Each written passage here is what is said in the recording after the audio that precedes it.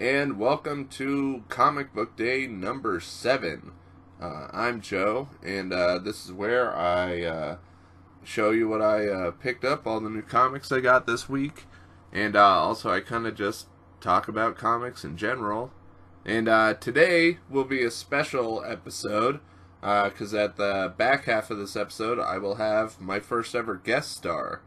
But first, let's get into what I bought this week. I'm actually kind of behind on this. This is Daredevil number 20. It came out 2 weeks ago, I think now. But I just haven't been able to find it anywhere. This is exciting because it's, I think this is the end of the story of how Daredevil kind of went through and erased his identity, his secret identity as Matt Murdock. He's erased that, from everyone's mind, so he could finally go back to living somewhat of a normal life. So yeah, I'm really excited to see kind of how that's going to unfold. And I love Daredevil all the time. He's one of my favorite Marvel, if not my favorite Marvel supervillain, really. And he's one of my top favorite superheroes entirely. I am a little disappointed with Marvel because they've been doing this kind of running with the devil. Just kind of, I don't know what to call it, really. They came out with a new Elektra comic, they came out with a new Kingpin comic, and they have a little Bullseye miniseries, and it's all kind of based off the popularity of Daredevil that has come with the Netflix show. And so, I don't know, I don't like when Marvel is doing things based off their movies or their TV shows, but this one is Daredevil, so, it's kind of cool to see Daredevil minor characters kind of get supported. I guess supporting characters more. It's not like Kingpin or Bullseye or Elektra are minor.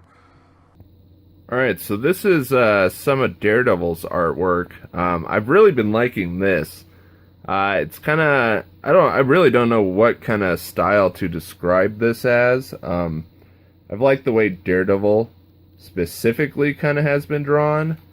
And, they've kind of gone over a couple different styles, actually, especially while doing this story, actually. This is kind of back more to how this run of Daredevil started, with the art design kind of it.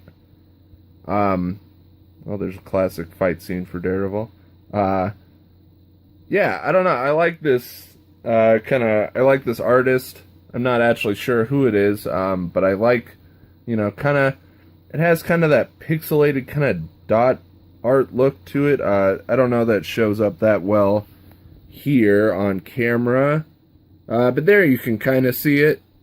I like the look. It's like an old comic book kind of coloring technique, it seems, where it's kind of like, I can't remember what it's called, where you have a bunch of little dots of color that kind of make up the whole, the whole picture. But yeah, like I said, it's a very kind of old style comic book thing, and I've liked it. And I feel like it kind of works for Daredevil because it kind of gives it a gritty look. And Daredevil kind of needs that grittiness always. But it also, it's still very like comic booky kind of looking.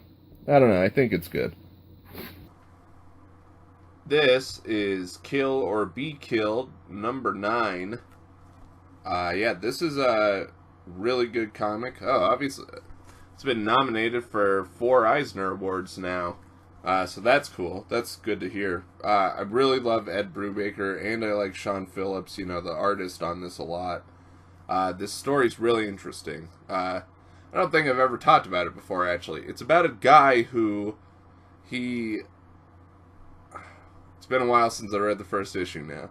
I'm pretty sure he tries to kill himself, fails, and then he all of a sudden sees this demon who is like, hey, since you tried to kill yourself, you now have to kill other people for me, or I'm going to come back and kill you. And, so yeah, hence the title name. And then it just turns the main character kind of into this, kind of vigilante. He's going out trying to kill criminals, really. But he kind of keeps getting into worse situations. It's a pretty good one to check out, definitely.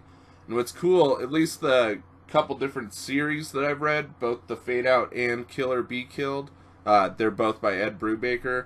And at the back of his comics, he has kind of he has a write-up lots of times about a famous story or a famous movie, more in this case, of kind of revenge killings and just different kind of vigilante type movies. Also kind of just like crime spree movies. And yeah, those are always really good to read at the end. This is Secret Empire number 3. You know, I go on Comixology a lot, the website, and I haven't seen Secret Empire ever since issue 1. I haven't seen it be on their top 10 list of the pulled comics that week. But I've liked Secret Empire. I don't know if other people are disliking it. It just seems like people aren't buying it as much as other things, maybe. But yeah, I've really liked Secret Empire a lot. One thing that I will say is that they kind of, they do this, and I don't like it. So here's the cover to Secret Empire. And this is the first page of Secret Empire. Why? Why that? Why this extra cover that I'm sure they're charging us more money for? You know, at least a little bit more. That cost is being considered into this comic. And it just seems completely unnecessary. But still, I like the comic a lot. I like the event a lot itself. I've liked, you know, the Hydra Cap storyline. And kind of just seeing Captain America, you know, as a villain. He's been really good, but he still is very much kind of true to his, I don't know, kind of Captain America, meticulous, and still kind of, you know, good at heart nature. Even when he's doing bad things, which he's only gotten worse and worse, really, in this comic. It'll be interesting to see how far, I don't know, how far Captain America falls, really. I have no idea how they're going to come out of the Secret Empire storyline either. That's one thing that I think is really interesting with it, is I can't imagine what happens once Captain America is defeated, or if Captain America, you know, he's defeated and has his proper memories restored, and he understands, you know, that he's been brain controlled kind of this whole time. But yeah, I don't know how it's going to end. I don't know if they'll try to kill Captain America again at one point, but who knows. I think it's going to be a long series, you know, longer than 3 issues. I think it's like 8 or 9 issues, so there's a lot more still to happen. This is The Flash, number 23. Yeah, I don't know, that's going to kick off a new storyline, I'm pretty sure, in The Flash. So yeah, I'm excited about that. I was a little disappointed by the button. I didn't really feel like that much happened in that story. But I like the Flash a lot, and I really think this new Flash Rebirth has been pretty good. It's kind of about the Flash kind of trying to learn, I don't know, he's trying to figure out everything that they kind of forgot, you know, pre-Rebirth during the New 52, and so, you know, it's kind of a lot more like reflective on, you know, making bad decisions and then it changing your whole life still. Of course, the Flash TV show just did Flashpoint in this past season, so I think some of that might be kind of tied in at the same time, but I don't know. Alright, so here is some of the artwork on the Flash.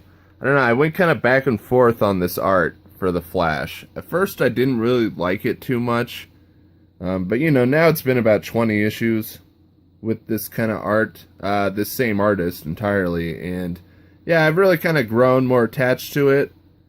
I don't know. It's kind of an interesting take. I don't mind when comic books do not look very, you know, realistic.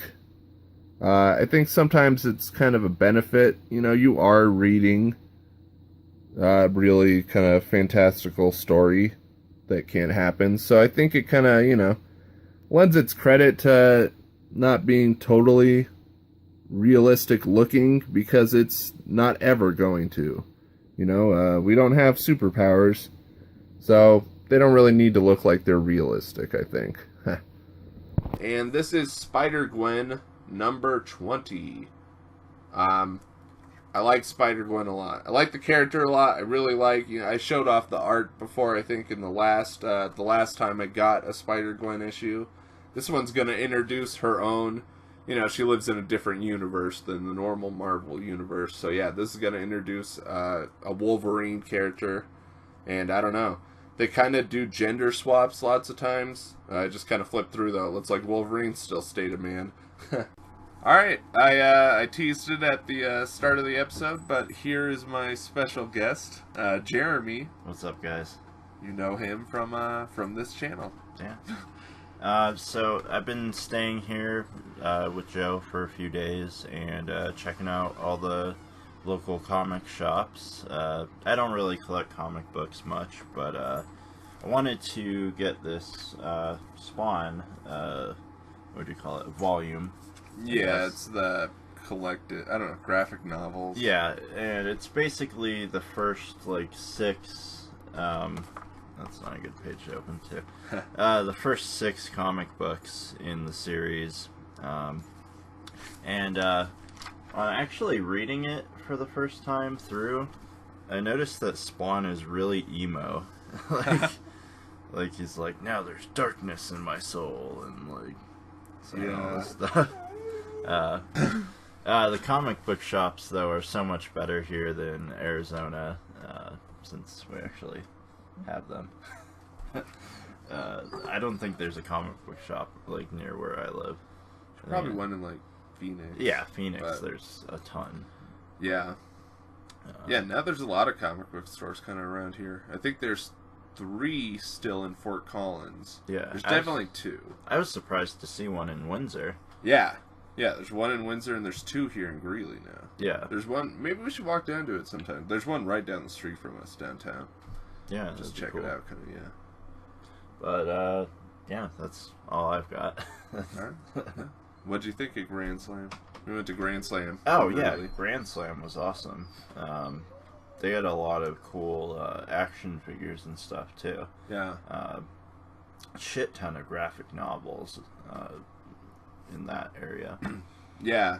I like how they have stuff all sectioned out by authors. Yeah. Up in the front there, all their graphic novels.